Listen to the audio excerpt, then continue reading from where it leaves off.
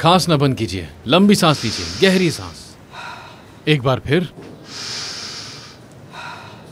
ठीक है, चेक कर लिया है मैंने।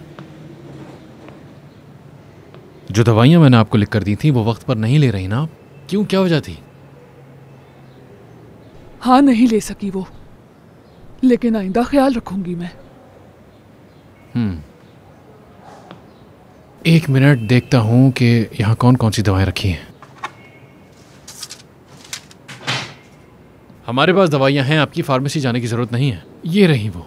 ये दवा आपने एक सुबह लेनी है और एक शाम लेनी है, मगर खाना खाने के बाद। जैसा आप कहें डॉक्टर। अल्लाह आपको अपनी औलाद के साथ सलामत रखे।